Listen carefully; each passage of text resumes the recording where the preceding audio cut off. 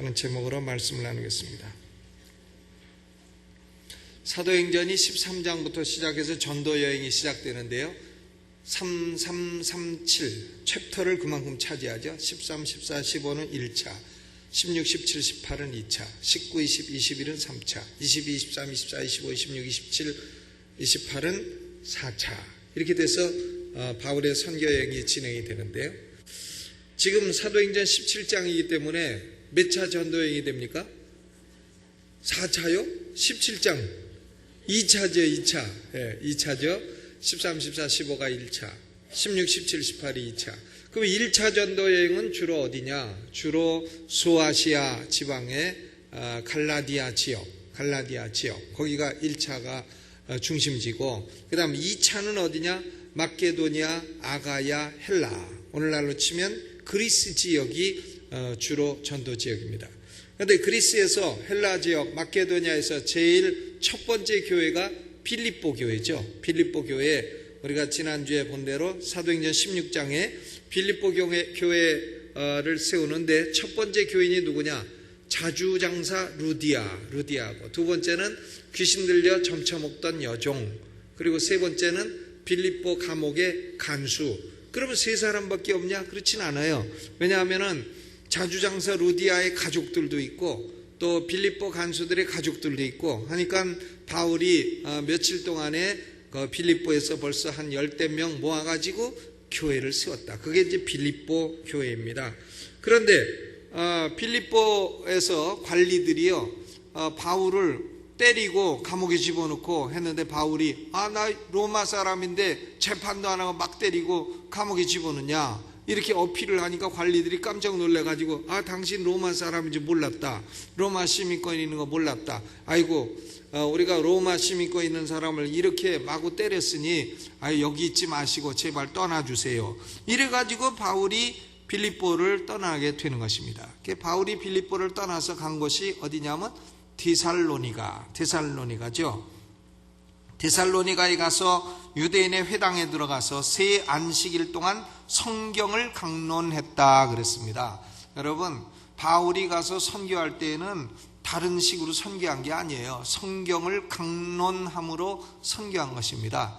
그러니까 제가 부산에 유명한 목사님을 한 분 알고 있어요. 그분이 교단을 만들었는데 그분이 젊은 시절에 산에 올라가서 기도하니까 막 성령이 막 역사하고 불이 떨어지고 이래가지고 내려오니까 손 얹고 기도하면 병자들이 막 낫더래요. 그래서 이거 내가 참 거대한 종이 됐다 이렇게 생각하는데 그날 밤 꿈에 하나님이 너 산에 다시 올라가라 그러대요. 내가 너한테 더 좋은 걸 주겠다고.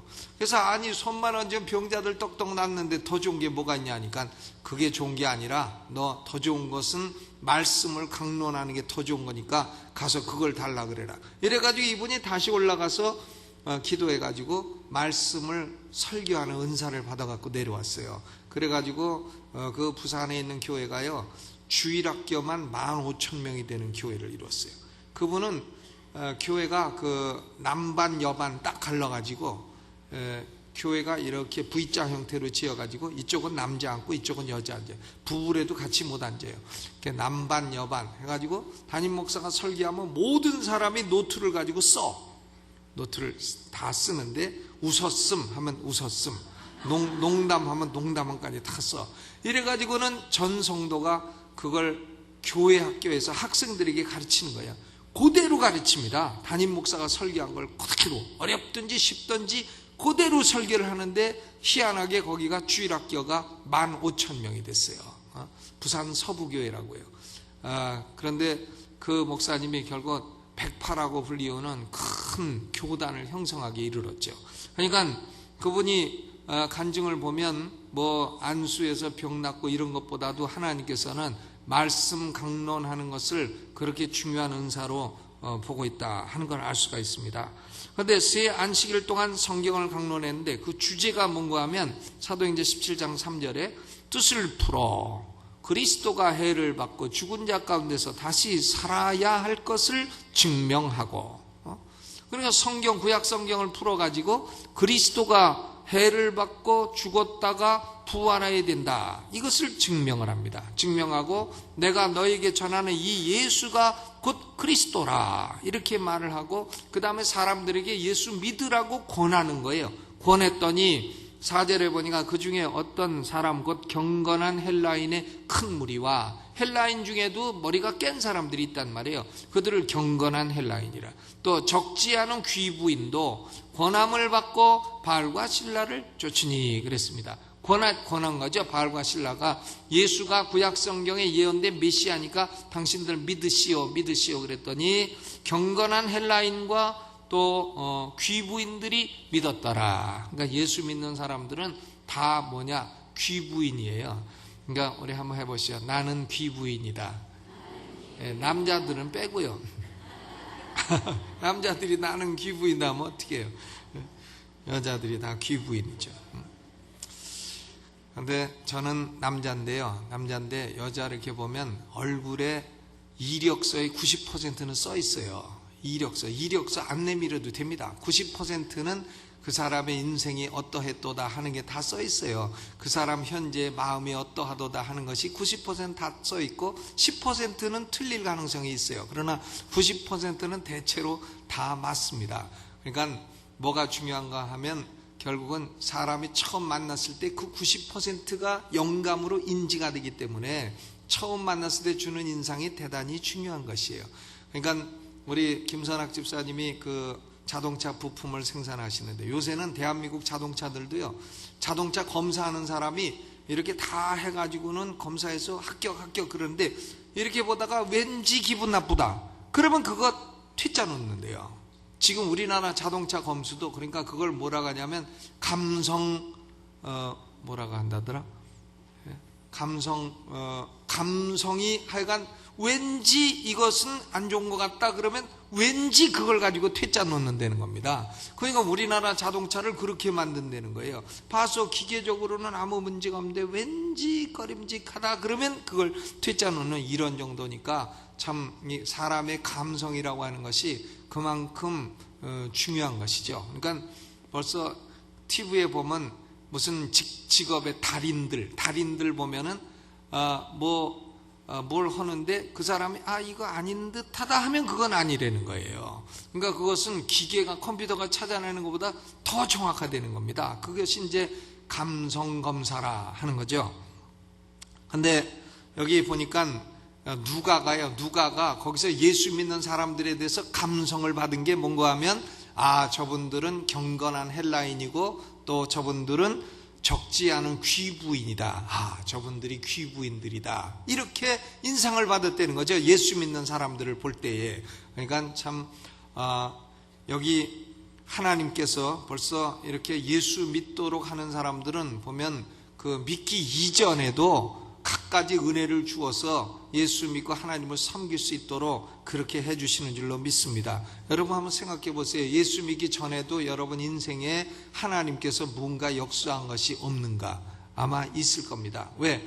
우리는 하나님의 택하신 자이기 때문에. 예수 믿기 전에 죽을 뻔한 일도 있을 거예요. 그런데 하나님이 안 죽이시고 살리셨죠. 왜? 택하신 자이기 때문에. 물론 그때는 예수를 안 믿었어요. 그래도 하나님께서 그렇게 택한 자에게 믿기 이전에도 주시는 은혜가 있다 하는 것입니다. 그래서 예수 믿게 되고 복음 듣게 되고 예수 믿게 되고 우리가 구원받게 된 것입니다. 누가는, 이거 사도행전은 누가 기록했냐? 누가가 기록했죠. 사도행전 누가 기록했냐? 누가가 볼 때에 그러니까 저분들이 참 경건한 헬라인이고 저분들이 참 귀부인이다 이렇게 보았기 때문에 여기 4절에 그렇게 기록을 한 것입니다.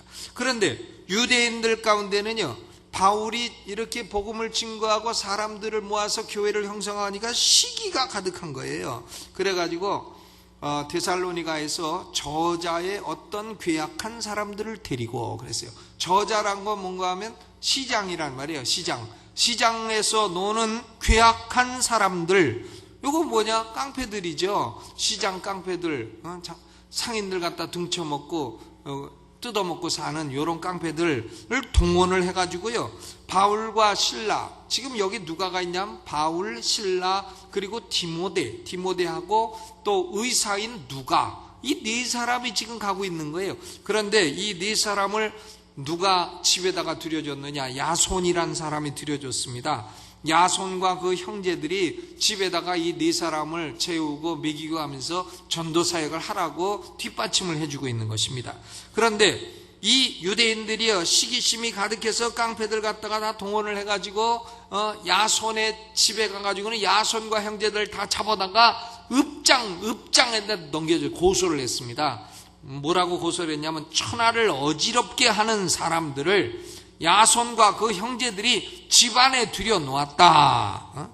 그럼 왜 바울, 실라, 디모데가 천하를 어지럽게 했느냐? 가이사 이외에 다른 임금 예수가 있다는 소식을 전한다는 거예요. 로마 황제 가이사 이외에 다른 임금 예수가 있다, 이 소식을 전한다는 겁니다. 그래서 읍장은 사람을 끌고 와서 고소를 하니까 돈을 받고 보를 받고 놓으니라, 보석을 한 거죠. 보석. 읍장들이야 뭐 이렇게 저렇게 소득 생기면 좋은 일이니까 보를 받고 야손과 그 형제들 다음부터 그러지 마라 하면서 놓아줬다는 거예요. 돈 받고 놓아줬다. 그래서 데살로니가에서 이렇게 난리가 나고 하니까는 결국은 형제들이 바울과 실라를 밤에 베레아로 보냈습니다. 데살로니가 다음에 간 곳이 어디라고요?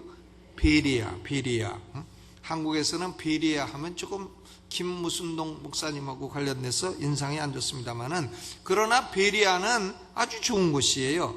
바울과 실라가 유대인의 회당에 들어가서 하나님 말씀을 증거하니까 베레아 사람들이 더 신사적인 사람들이라 간절한 마음으로 말씀을 받고, 말씀 받는 태도를 보니까 벌써 간절한 마음으로 받아요. 그리고 과연 그러한가 하여 날마다 성경을 상고하였다고 했습니다. 벌써 사람이 말씀 듣고 과연 그런가 해서 성경을 읽고 상고하기 시작하면 그 사람에게는 하나님의 은혜가 들어가기 시작하는 겁니다. 그 결과로 베레아에서도 어떻게 됐냐? 12절 읽어보죠. 시작.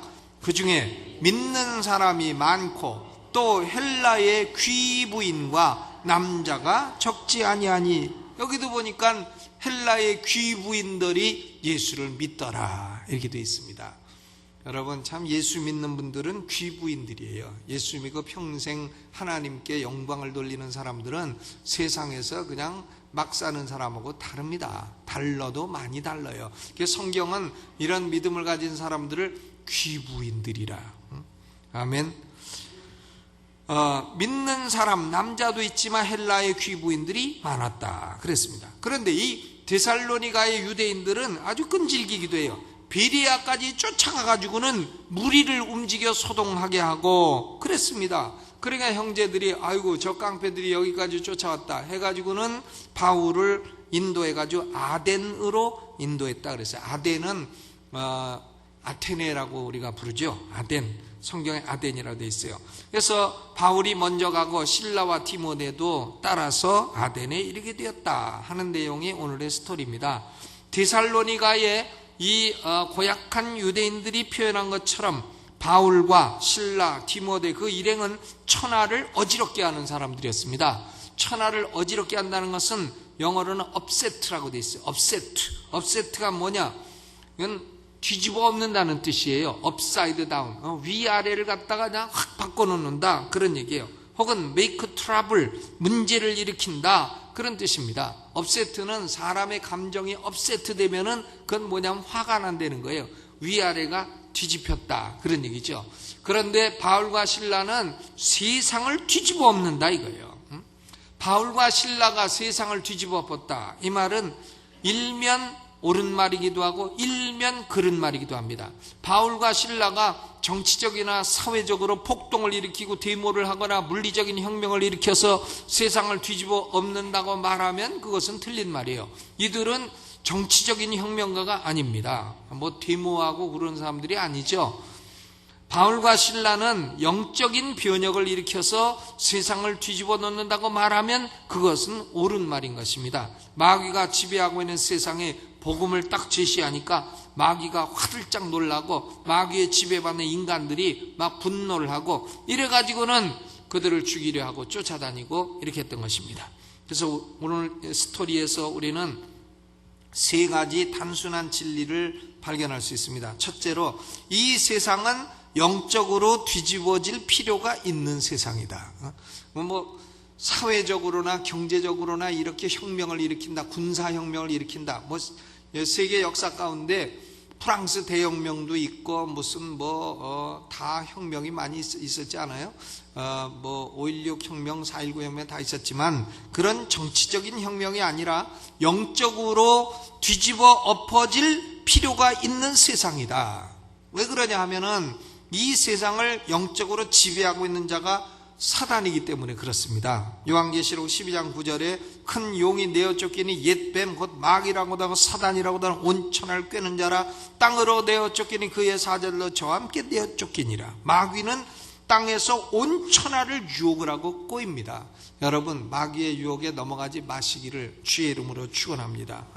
요새도 보면 참 이단자들 많아요. 대한민국에 이단자들 많습니다. 말도 안 되는 걸 가지고 공부를 그렇게 안 해가지고 그런 걸 믿고 다닙니까?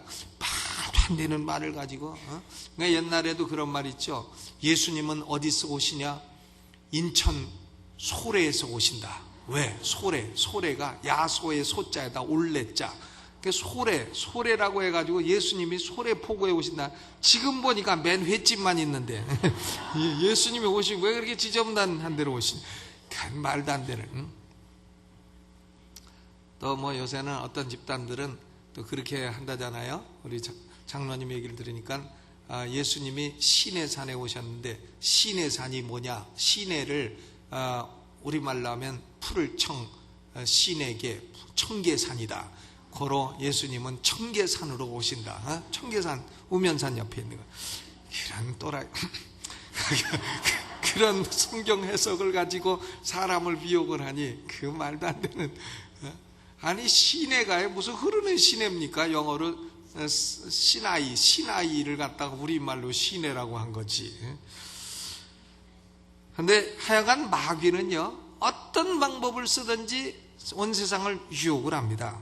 에베소서 2장 2절에도 그때 너희가 그 가운데서 행하여 이 세상 풍속을 좇고 공중의 권세 잡은 자를 따랐으니 곧 지금 불순종의 아들들 가운데 역사하는 영이라 그랬습니다.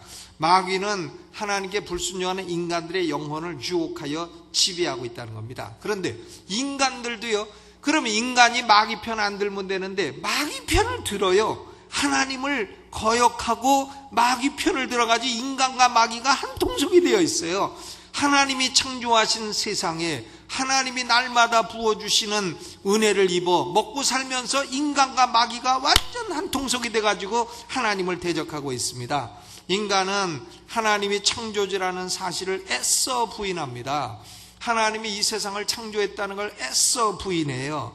그래서 이 세상은 빅뱅 뭔가 왕창 부딪혀갖고 그래가지고 이 세상이 갑자기 폭발해가지고 생겨났고, 인간은 원래는 하등동물이었는데 그것이 오랜 세월 진화가 돼갖고 인간이 되었다. 오랜 세월 아메바가 뭐가 더 해가지고는 조금 더 복잡한 동물이 되고, 그게 또 좀 부딪혀갖고 조금 더 복잡한 동물이 되고, 그러다가 원숭이 되고 고릴라 되다가 꼬리 떨어져갖고 인간이 됐다. 이런 이 진화론 아니겠어요? 여러분, 온 세상 학교에서 그런 걸 가르치고 있습니다. 진화론 옳다고 가르치고 있고, 창조론은 종교라고 말을 하고 있어요. 왜 종교입니까? 그냥 사실이지. 그러니까 인간들이 성경이 하나님 말씀임을 온갖 궤변으로서 부인하고자 한다는 것입니다. 여러분, 원숭이가 인간 조상이에요? 그럼 원숭이한테 가서 아이고 조상님 안녕하세요 이래야 될 거 아닙니까? 그런 사람들은 알 수가 없어요.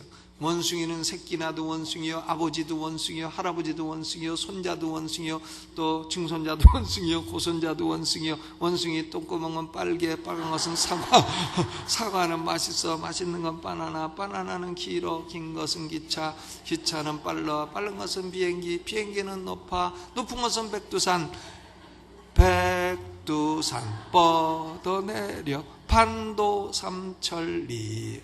이게 다 어렸을 때 배운 그런 노래인데, 아니 언제 원숭이 똥구멍이 갑자기 하얘져 갖고, 언제 꼬리가 떨어지고 털이 벗어져 갖고서는 인간이 되고 IQ가 그렇게 높아져 갖고서는 그렇게 수학도 하고 이런 존재가 됐다는 말입니까? 오랜 세월 지나면 그렇게 되는 겁니까? 난 그런 아무리 생각해도 이런 어리석은 논리를 믿고 있는 사람들이 무슨 과학자라고 과학을 하고 책을 쓰는가 알 수가 없어요. 그런데 이 세상이 그렇다 이 말이에요. 그것이 현실이라 이거예요. 그러니까 인간과 마귀가 딱 한 통속이 되어 가지고 천지를 창조한 하나님이 창조하신 천지에서 마음껏 하나님이 주시는 비를 맞고 곡식을 먹고 살면서도 이 짓을 하고 있다 이거예요. 그러니까 이 세상은 이 두 가지 사실만 가지고도 들러 엎어져야 될 세상이라는 충분한 이유가 되는 것입니다. 마귀의 미혹과 인간의 반역, 이 두 가지가 이 세상이에요. 근데 이 세상은 마귀가 미혹하고 인간이 반역한데 뭐 정치적으로 아무리 혁명을 해보고 혁명을 해본들 뭐가 좋아지는 게 없다 이거예요. 그러니까 이 세상은 뭐가 필요하냐? 영적 혁명이 필요하다 이것입니다. 영적인 혁명. 그런데 이 세상을 영적으로 뒤집어 풀려면 뭐가 필요하냐? 헌신된 사람이 필요하죠. 헌신된 사람이 필요해요. 사람이 뭔가 고귀한 일에 헌신이 돼야 되죠. 바울과 실라, 디모데, 그리고 누가, 의사 누가, 이 네 사람이 딱 헌신되니까 마귀가 벌벌 떨고 유럽 사회가 막 업사이드 다운되고 마케도니아, 아가야, 헬라가 다 뒤집어 엎어지고 그런 역사가 일어났다는 것입니다. 오늘날은 기독교가요, 사람들이 먹고 살만하고 평안해지고 하니까 뭐가 없어지냐 하면 하나님께 헌신하는 게 점점 적어지고 있어요. 그래서 1983년 미국의 목사들이 많이 보는 잡지가 있어요. 리더십이라는 잡지. 리더십이라는 잡지에 보면 만화가 있는데 그 만화에 이런 게 있습니다. 교회가 부흥되려면 이렇게 하면 된다. 광고를 이렇게 하면 된다는 거야. 어떻게? 예배는 45분 이내로 끝나는 교회, 설교는 15분 미만인 교회, 또 11조는 10%가 아니라 2.5% 깎아서 7.5%로 깎아주는 교회, 10계명 가운데 8계명만 지키는 교회, 2계명은 자기 마음에 안 드는 건 빼버리라 이거예요. 그러니까 빼버리고 8개만 지키면 되는 교회, 요렇게 광고라고. 그리고 수요기도와 금요철야가 없는 교회, 그리고 필요하면 원하는 대로 집사장로 권사 다 주는 교회, 요렇게 광고를 하면 구름대처럼 사람들이 몰려올 것이다. 요렇게 빈정되는 만화예요. 그게 만화인데 좀 야유하는 만화인 것입니다. 여러분, 이건 뭘 말하냐면 오늘날은 예수 믿는 사람들이 헌신이 부족하다는 거예요. 그러니까 교회를 가긴 가요. 가긴 가는데 특별히 좋은 행사가 없으면 오는 거예요. 2주일에 한 번씩. 그러니까 골프 대회 있다 그러면 거기 먼저 가는 거예요. 가고 교회 안 오고, 또 등산 대회 있다 그러면 거기 먼저 가고 안 오고, 또 돌 주스러 가는 거 있다. 어떤 사람은 돌 주스러 주일날 다녀. 수석이라는 거. 그러면 주일날 빠지고, 그리고 수석도 없고 등산도 없고 골프도 없고 그러면 그냥 할 거 없으니까 교회나 가볼까? 이러고서 교회 온단 말이에요. 그러니까 교회 오긴 와요. 그리고 헌금도 하냐? 조금 합니다. 조금 해요. 근데 11조는 하냐? 안 해요. 안 하고 헌금 조금 하긴 해요.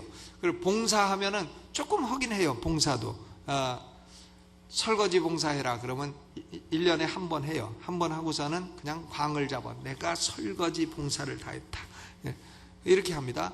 근데 그것은요, 그것은 뭐냐? 그것도 없는 것보다는 낫지만, 그것도 안 하는 것보다는 훨씬 낫습니다만은, 그러나 예수님께서 우리에게 요구하시는 헌신은 그 수준을 훨씬 넘어난다는 겁니다.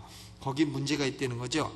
마가복음 8장 34절로 35절에 무리와 제자들을 불러 이르시되 아무든지 나를 따라오려거든 자기를 부인하고 자기 십자가를 지고 나를 좇을 것이니라. 누구든지 제 목숨을 구원코자 하면 잃을 것이요, 누구든지 나와 목숨을 위하여, 복음을 위하여 제 목숨을 잃으면 구원하리라. 예수님의 말씀은 목숨까지 건 헌신을 요구하고 계신 것이다 하는 겁니다. 그러면 사람들은 아이고 그렇게 목숨까지 걸고 예수님께 헌신하면 재미없는 인생이 될 거다, 이렇게 생각하죠. 그러면 인생이 재미없다. 집도 없고 돈도 없고 주발 들고 다니고 탁발승 주발 들고 다니면서 부탁해요. 그러니까 탁발승이라 그러죠. 탁은 부탁한다는 거고 발은 주발발자예요. 맨디컨트 오더 탁발승 탁발종단. 그러니까 주발 들고 부탁해요. 그러면 사람들은 주나봐라 그러면 가나봐라 한다는 거 아니겠어요? 근데 인생이 그렇게 집도 없고 그렇게 주발만 들고 다니고 머리 깎고 다니고 장가도 안 가고 그게 재미없는 인생이 되냐? 근데 실제로요 기독교 역사에 보면 이렇게 탁발승들이요 실제로 주님께 헌신이 안 된 경우가 많아요. 이 사람들이 사실은 수도원에 앉아가지고 사실 권력과 돈과 또 뭐 이런 걸 많이 차지하고 해서 부패된 경우가 훨씬 많다 이거예요. 맨 처음에는 잘 시작해요. 그러나 뭐 한 50년만 지나면 수도원 탁발승이 가장 부패한 온상이 돼버렸다 하는 것을 교회 역사가 말해주고 있습니다. 그러니까 보세요. 뭐 탁발승대란 얘기가 아니죠. 바울과 실라의 입장에서 보면 사실 다른 일 한다고 이 사람이 재밌겠어요? 바울과 실라 보고 가서 장사해서 돈 벌어라 그러면 재밌겠느냐고요. 베드로 보고 베드로요 수산업 협동조합 조합장이 돼갖고 바다 근처 사해 바다 근처에서 큰 횟집을 하나 열어주겠소. 그러면 베드로가 그 횟집 사장을 하면 만족하겠느냐 이거예요. 아니죠. 복음 들고 다니고 비록 좀 배고파도 복음 들고 다닐 때 거기 참된 만족과 행복이 있는 것이지 사람들이 변화되고 교회가 세워지고 이런 것이 바울과 실라에게는 행복한 일이고 만족한 일이고 다른 일 해서는 결코 행복하고 만족할 수 없는 겁니다. 그러니까 예수님께 헌신됐다고 해서 행복이 없고 만족이 없고 그런 게 아니에요. 저는 28살 때 예수 믿어서 그 이전에 술도 엄청 먹어봤고 근데 술 먹으면 행복하고 만족하냐? 아닙니다. 술 먹으면 그 다음날 깨면 머리 아프고 그 다음에 술 먹을 때 외상으로 긋고 먹었기 때문에 그것도 티감나 고민 생기고 또 술 먹어가지고 몸 해치고 빛나고 또 술 먹다가 또 싸워요. 술 먹으면 싸움을 잘해. 그러니까 저 같은 사람이 싸움을 해. 싸움 되죠. 술 먹으면 술김에. 그러면 싸우면 또 우도 터진데 또 아프고 이래가지고 여러 가지가 안 좋습니다. 그러나 교회에서 믿음을 가지고 믿음 있는 사람들끼리 선교여행을 가면 얼마나 행복해요. 가면 또 조장로님 버스 부에 또 한번 하시면 그냥 얼마나 행복하고 그 재밌습니까? 그게 재밌고 행복한 것이지 세상에서 그렇게 논다고 그것이 행복하고 재밌는 것이 아닙니다. 그러니까 예수께 헌신된 삶은 재미없는 인생이 아니라 가장 만족하고 가장 행복하고 가장 재밌는 인생이 되는 줄로 믿습니다. 저보고 지금 국회의원 해라. 저 안 합니다. 묵혀야지. 묵혀가 힘들어요. 그래도 묵혀야죠. 저보고 지금 가서 사업가, 삼성기업에 뭘 해라. 안 하죠. 할 줄도 모르고 안 합니다. 왜? 난 그런 거 해서는 만족할 수 없기 때문에 안 하는 거예요. 목회하고 힘들어도 전도하고 영혼들 구원받는 거 보고 선교하고 이런 것이 행복하고 만족하니까 하는 거죠. 그러니까 여러분 주의 일에 강하게 헌신한다고 해서 목숨 걸고 헌신하라 해서 재미없는 인생이 되라는 게 아닙니다. 가장 재밌고 가장 행복하고 가장 만족한 인생이 되는 줄로 믿으시기를 주님의 이름으로 축원합니다. 현세도 만족하고 내세는 더 만족하고 이렇게 된다 이거예요. 그러나 현세에서 아무리 다른 것으로 출세한다고 해도 불만족하고 제가 보니까는 참 인생을 이렇게 스스로 마감하는 사람들이 인생에서 못 먹고 그런 사람들이랑 못 먹는 사람들은 그냥 어디 가면 주워 먹을 거 있을까 하고 열심히 살아요. 다 뭔가 이룬 사람들이 나중에 뭔가 다른 이유로 다 그렇게 되는 것이죠. 그러니까 여러분 예수님께 헌신된 삶은 행복한 삶입니다. 만족한 삶이에요. 예수님은 우리에게 헌신을 요구하시는 거예요. 헌신된 사람이 있어야 교회는 부흥되는 겁니다. 세상은 뒤집어 엎어지는 거고요. 그 다음 세 번째로는 이 세상을 영적으로 뒤집어 보려면 첫째로는 헌신된 사람이 있어야 되고, 둘째로는 복음의 메시지가 필요합니다. 복음이 필요하죠. 복음으로 뒤집어 엎는 거예요. 뭐 총칼로 혁명으로 뒤집어 엎는 게 아닙니다. 되모로 죽창 들고 그래가지고 뒤집어 엎는 게 아니에요. 바울은 어디 가든지 먼저 유대인의 회당에 들어갔습니다. 그곳에서 안식일마다 성경을 강론했습니다. 전 세계 곳곳에 하나님이 유대인 디아스포라를 흩어놓으셨습니다. 그러니까 유대인들은 어디 가나 다 있어요. 그들에게 하나님이 회당을 세우도록 했습니다. 회당은 거기서 안식일을 지내도록 하는 거죠. 복음 증거를 위해서 예비하신 하나님의 위대한 역사였습니다. 그러니까 바울이 맨 처음 가가지고 맨 처음 들어가서 말할 수 있는 터전이 마련된 것이죠. 그래서 유대인의 회당에서 바울이 한 일은 뭔가 하면 구약성서를 강론하는 일이었습니다. 구약성서를 통해서, 왜? 신약은 아직 기록이 안 됐으니까요. 메시아가 온다. 메시아는 고난을 받을 것이다. 메시아는 죽은 자 가운데서 다시 살아날 것이다.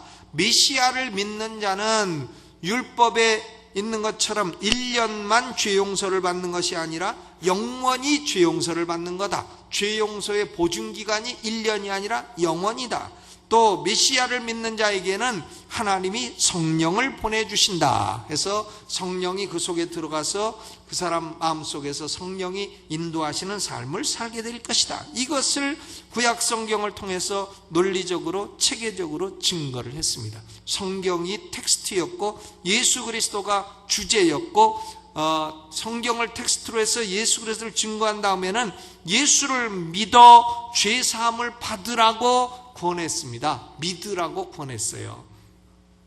그래서 바울과 실라가 가는 곳마다 교회는 세워지고 세상은 뒤집어 엎어지고 이런 역사가 일어나게 된 것입니다. 사람들은 진리의 말씀을 먼저 듣고 그 다음에 말씀을 상고하고 그 다음 예수님이 구약에 예언된 메시아임이 틀림없다고 믿고 그리고 예수님을 따르고 헌신하게 되었습니다. 이렇게 해서 유럽 전역에 교회가 세워지게 된 것입니다. 하나님은 지금 사람을 찾으시죠. 사람을 찾으십니다. 제가 신학교에서도 올해 학생들을 가르치기도 했습니다만은 신학교 왔다고 해도 하나님께 다 헌신된 사람이 아니에요. 신학교 와서도 엉뚱한 짓 하는 사람들이 많이 있어요. 하나님께 헌신되지 않습니다. 하나님께 헌신된 사람을 찾으시는 거예요. 예수님께 헌신되고 교회 세우는 데 헌신되고 선교에 헌신되고, 하나님은 이런 사람을 찾으시고 이들을 통하여 세상을 뒤집어 엎으시는 것입니다. 여러분, 우리에게 하나님이 요구하시는 것은 그저 주일날 나와서 예배 잠깐 드리고 재밌게 있다 가고 이런 것이 아니라 세상을 뒤집어 엎는 영적인 혁명가가 되기를 원하시는 겁니다. 우리 모두 정치적인 혁명가 이런 거 아니고 뭐 대목군 이런 거 아니고 영적인 혁명가, 복음을 가지고 마귀가 지배하는 세상을 도전하는 영적인 혁명가로 살아가시기를 주님의 이름으로 축원합니다. 예.